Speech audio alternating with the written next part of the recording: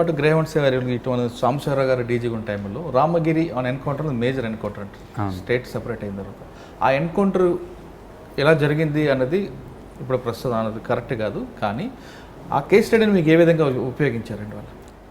అంటే అది చాలా టఫ్ ఆపరేషన్. అది ఆ ఇన్సిడెంట్ జరిగే ప్లేస్ కూడా వెళ్ళడం అనేది చాలా కష్టం. గ్రేహౌండ్స్కి అది ఒక బలిమల ఏ విధంగా అయితే ఒక లెసన్ ఉంటుంది, ఇది కూడా లెసన్ ఉంటుంది.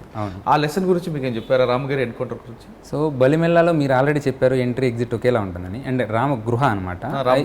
ఈ ఇన్సిడెంట్ ఏంటంటే మన ఫిజికల్కి ఒక పెద్ద ఛాలెంజ్ అనమాట. అండ్ ఒక నైట్లో మీరు నెక్స్ట్ డే పేపర్ చూస్తుంటే అర్ధరాత్రే 25 కిలోమీటర్లు వెళ్ళిన కమాండోస్ అని వచ్చింది.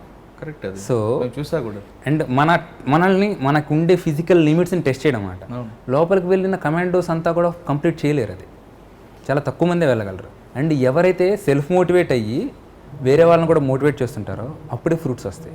ఓకే మేడం, మీరు ఏసీపీ చూస్తున్నారు.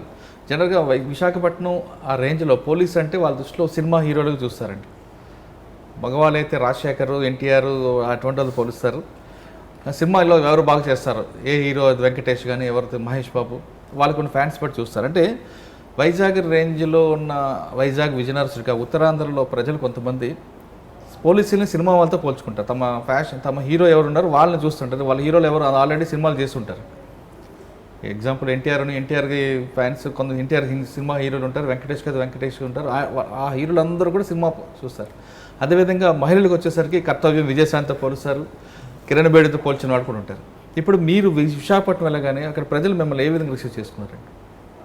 అంటే హీరోయిన్గా అనట్లేదు, వాళ్ళ ప్రజలు అట్రాక్ట్ ఏ విధంగా రిసీవ్ చేసుకుంటున్నారండి? ఇప్పుడు అంటే మీరు ఛార్జ్ తీసుకునే రోజు నవంబర్ 17th, 2020 నేను ఛార్జ్ తీసుకున్నానండి. ఓకే. 3 monthsలో మీరు ఏరియా పోనీ చూసారా? మీ ఏరియా అంతా చెక్ చేశారు కదా, ఎక్కువ క్రైమ్ జరిగే ఏరియా రీజియన్లో? క్రైమ్ అంటే నా ఏరియా ఎలాంటి ఏరియా అంటే పబ్లిక్ ఎక్కువ గ్యాదర్ అయ్యేది. అవును. వైజాగ్ అంటేనే ఫస్ట్ గుర్తొచ్చేది అందరికీ బీచ్. అవును. బీచ్ రోడ్, చాలామంది ఫెస్టివల్స్కి అంతా బీచ్ రోడ్కి.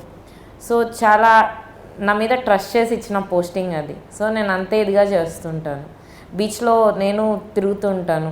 ఎప్పుడైతే జనాలు ఎక్కువ గ్యాదర్ అవుతుంటారో ఎలా ఉన్నారు, మెన్ ఎక్కడ ఉంటున్నారు, వాళ్ళు ఉంటున్నారా అని మఫ్టీలో కూడా నేను ఫుడ్ పాట్రోలింగ్ అవన్నీ చేసుకొని చూస్తుంటాను. సో మెయిన్ ఏరియా అంతా బీచ్ రోడ్ నా జ్యూరిస్డిక్షన్. అంటే మీరు చెప్తున్న బీచ్ రోడ్లో డిఫరెంట్ క్రైమ్స్ ఉంటాయండి.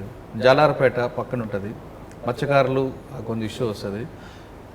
బీచ్ రోడ్లో ఎక్కువగా ఈవ్ టీచింగ్ జరుగుతుంది. తర్వాత ట్రాఫిక్ ప్రాబ్లం ఉంటుంది. ఇంకా మీరు బీచ్ నుంచి ఇటువైపు మన